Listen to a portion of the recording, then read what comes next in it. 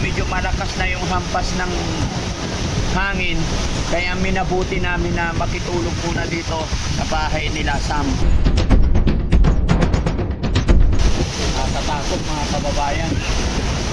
Andito kami ngayon sa mga kababayan, Anda, Pangasinan.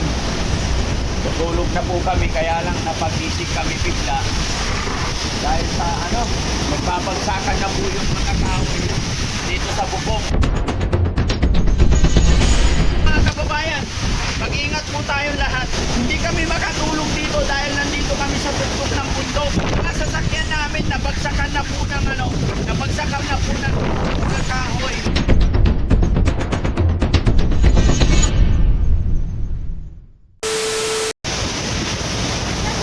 Kababayan, alas 7 po ng gabi dito sa Pangasinan. Kararating lang namin. Salamat sa Panginoon kasi after po namin ihatid si Maricel dito sa Anda, Pangasinan, babalik sana kami ng Malasiki, Pangasinan. Pero eto, naramdaman namin na medyo malakas na yung hampas ng hangin, kaya minabuti namin na makitulog muna dito sa bahay nila Sam. So mag-ingat po tayo mga kababayan, hindi po biro-biro yung hampas ng hangin. Yung lakas, unti-unti na po naming nararamdaman dito, kaya para sa kaligtasan ng lahat, kaligtasan ng team, dahil ang dala namin dalawang sasakyan, van at saka pick up. So kagaya nito mga kababayan, pabigla-bigla yung hangin. Ayan, malakas talaga, lumalakas. Kaya dito na kami magpapalipas ng gabi. Huwag po kayong mag-alala mga kababayan dahil safety naman dito.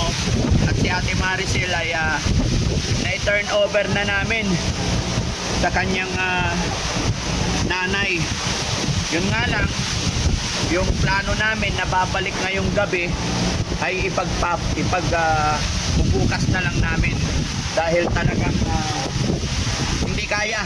Alanganin po kasi lalo na't medyo pagod na yung ating mga driver.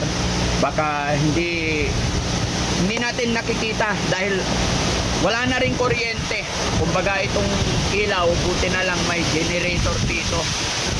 Buong Anda, Pangasinan, wala na pong kuryente. Pinatay na po nila. Kaya mga kababayan, magdasal po tayo, magpray po tayo na sana hindi na masyadong marami ang mapinsala, no? At saka mag-iingat po tayo. Tawagan natin tong ating mga anak na sa loob na lang ng bahay. Sa mga may pupuntahan, mas maganda po na ipagpaliban na lang muna. Kasi ito parating pa lang. Ayon sa balita, parating pa lang, parang ngayon pa lang magla-landfall yung bagyo dito. At mas malakas pa daw bukas ng umaga. So ipag-pray natin na sana hindi na, mga kababayan, mga kabarangay. Kung ako kumustahin nyo ang Team Daddy Frankie, wala pong problema, sa awa ng Diyos naging matagumpay din, bagamat medyo inabot kami ng gabi. Time check mga kababayan, 7:25. Kaya maraming salamat. Ito lang po muna yung update ko sa inyo sa bagyong Uwan. Ayan, ingat po tayong lahat mga kababayan. God bless po. Thank you.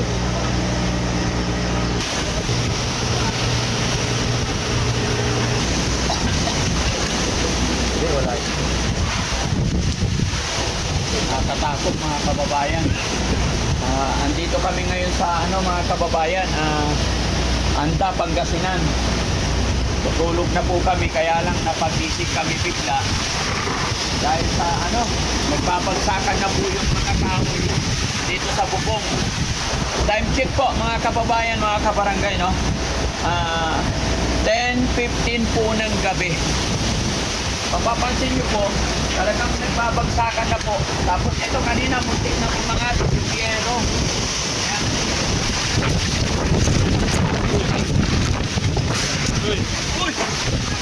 Ayan mga kababayan, dito lang po yan sa tubyero.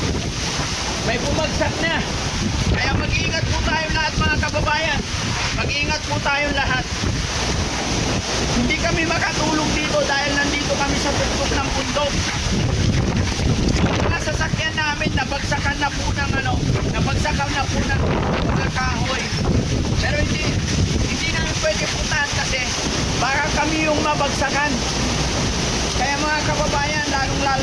sa Anta, Pangasinan, mag-ingat po tayo. Wag muna tayong matulog mga kababayan, maging alerto tayo sa pwedeng mangyari. Magdasal po tayo mga kababayan. Hindi na namin pwedeng puntahan yung mga sasakyan sa baba dahil ang sasakyan or mga material na bagay pwedeng palitan yan. Kaya kami nandito lang kami sa harap ng bahay kasi baka kung ano pa yung mga bumagsak. Kaya mga kababayan, mag-ingat po tayo, no? At paki-share na rin yung video para maging aware sa mga kababayan natin. Ito mga kababayan dito, tignan mo bro. Tumba na lahat yung mga saging sa baba. Yung sasakyan natin, yung isa alam ko na nadaganan na. Ayan. Buti na lang mga kababayan, may generator dito. Pero yung kuryente, as in, buong Anta, Pangasinan, wala na po talagang ilaw. Wala na. Ayan may nilipad na yero. Yan, lumipad na. Galing po yan sa yung Kamalig. Nilipad na yung yero. Yung dalawa nandoon. Yun, nakakatakot kasi nagliliparan yung mga yero dito sa Anta, Pangasinan mga kababayan. Ingat kayo baka pumunta dito. Yun, 3 yero na yun inilipad doon mga kababayan. Kaya hindi kami natutulog. Para pantayan namin yung nagaganap. Sana mga kababayan, sana ligtas po kayo dyan. Nakakatakot talaga, nakakatakot. Pero buti na lang po, walang ulan. Mas malakas ito pagka sinabayan ng ulan. Huwag naman na sana. Diba? Ayun na, bumagsak na. Naku, delikado. Kinakabahan ako guys, kinakabahan talaga ako. So huwag kayong lalayo dito dito lang tayo. Over na ako dito. Over ka. Ha? Yung nangyayari. Guys, bababa lang kami saglit kasi narinig ko may bumagsak na sa sasakyan. Tingnan po natin.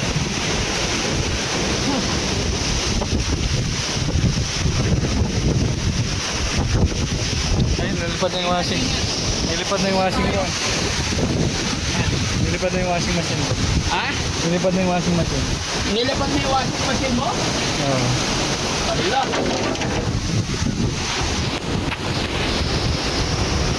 Ayan may mga rin. Ayan mga kababayan Ultimo pati barangay dito naka-alert na rin. Kasi talaga nagliliparan na. No? Madilim. Yung isa sasakyan natin. Ayan. Okay.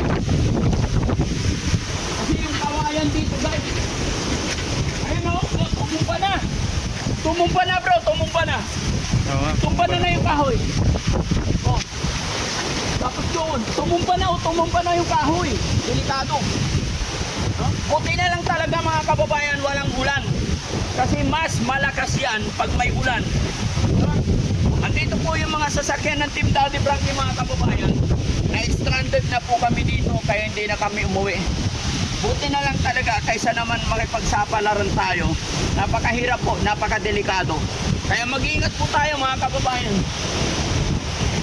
Andun, yun, sa kabilang yung mga barangay natin. Ay, may tumumba ng kahoy. Nakaharang na kalsada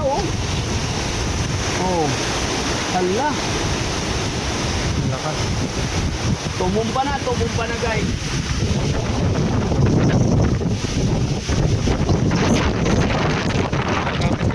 Hangin. Kapit. Tingnan mo. Ang lakas. Grabe, ngayon lang to,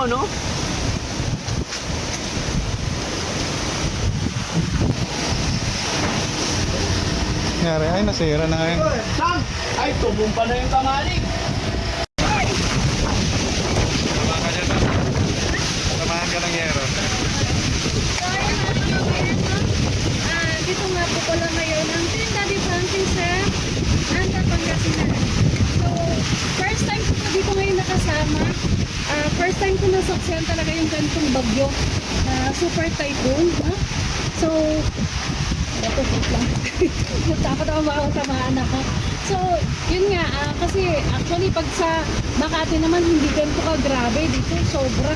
Talagang maano na yung mga yero, talagang ano ko na yung mga yero. Natatakot na ako actually ayoko lumabas. Pero konting update lang para malaman niyo yung kalagayan dito ngayon sa Anda. Actually wala nga pong ilaw dito. Yun. Buti na lang yung yung may-ari ng bahay merong may generator. So ayan. Ilaw lang yung halos mabubuksan namin dito, no? Pero grabe talaga. Ayun.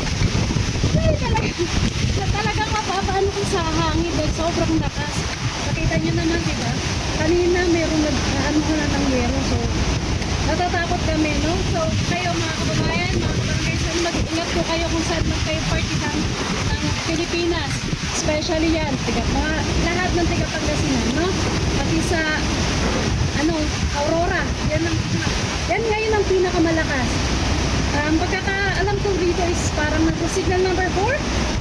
No? So, nasa signal number 4 po ang buong Pangasinan at buong Aurora. So, mga kababayan, mga kabarangay, sana mag-iingat po kayong lahat. No? At ito, mag-update ulit kami mamaya kung hanggang, kasi yun nga, oras na. Cesar. 12 pa. Ayan, 12 na po dito ngayon, no? So, kaya mayarin po, ayan, hindi rin kasi kami makatulog dahil talagang kalabugan yung yero. So, natatakot kami, baka mabaksahan kami ng yero dito, no?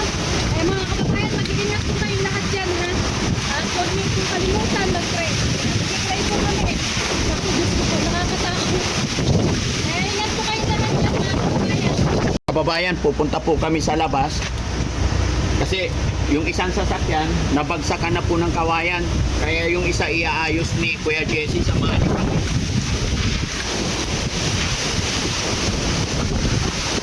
Talaga mas malakas ang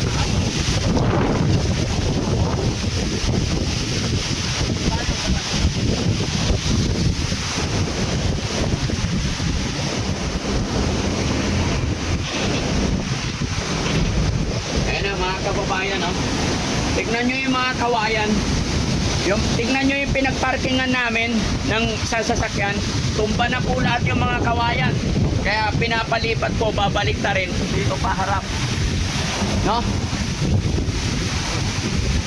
Kaya pinapalipat ko na mga kababayan, kasi kung makikita ninyo, ayun doon sa dulo yung malaking punong kahoy, bumalandra na po sa kalsada. Ayan, kaya pinaatras ko na yung sasakyan. Hoy! Balik mo, ingat ka, ha? Balikan mo!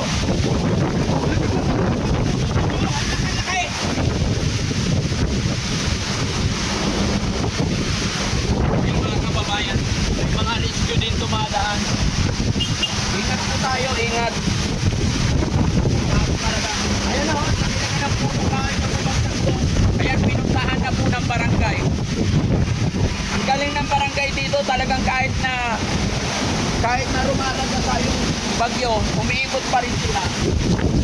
Ayun o, dito sa ating barangay. Dito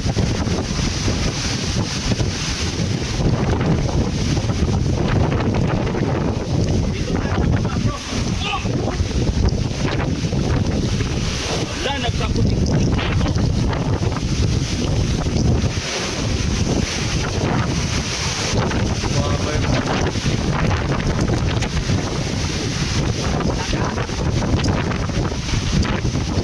Ayan mga kababayan, nilipot na namin yung mga sasakyan. Ikaw talaga, delikado.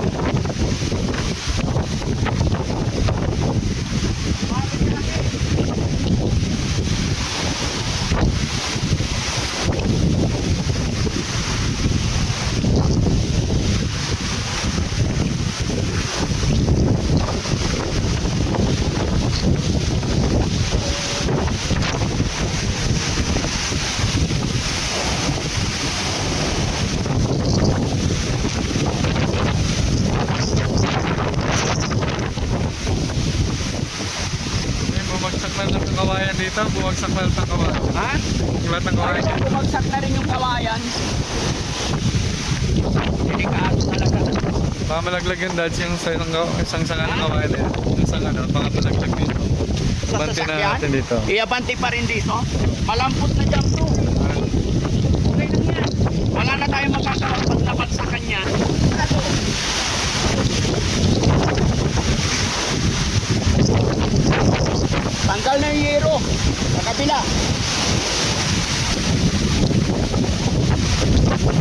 ko po. Tabang Lord, tabang. Diyos ko po. Ako pa kayo muna po.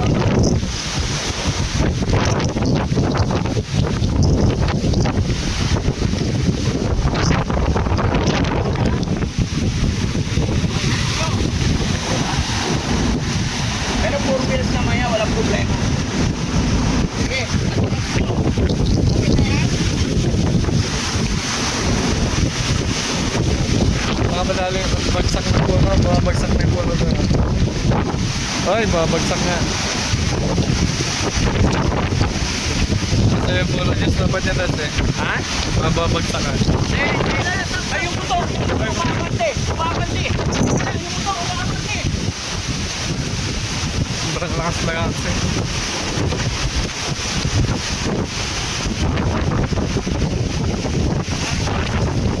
Umakante yung buto! Yung buto ng kapitbahay, umakante! Sobrang lakas.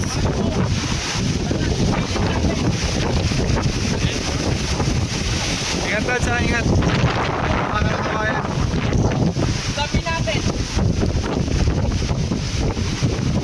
Bakit hindi na makakita sa dali. Yung buto, Lumilipad. mga kababayan, umakante na yung buto ng hangin.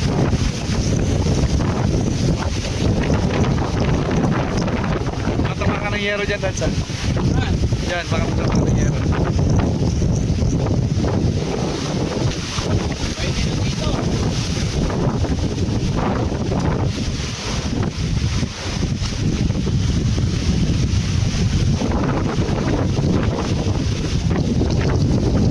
Para sa...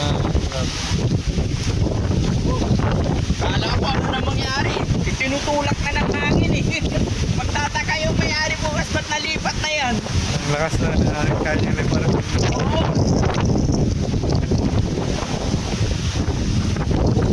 Yung ano noon. Oo. Mga kawayan doon ka, punong kahoy. Dilim talaga.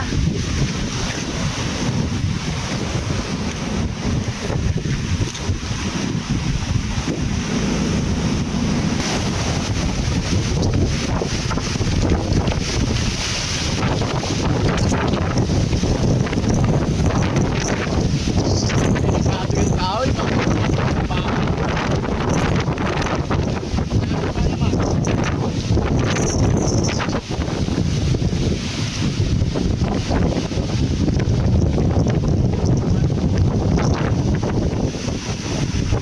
Kawayan, no? Tumba na yung bakod mo.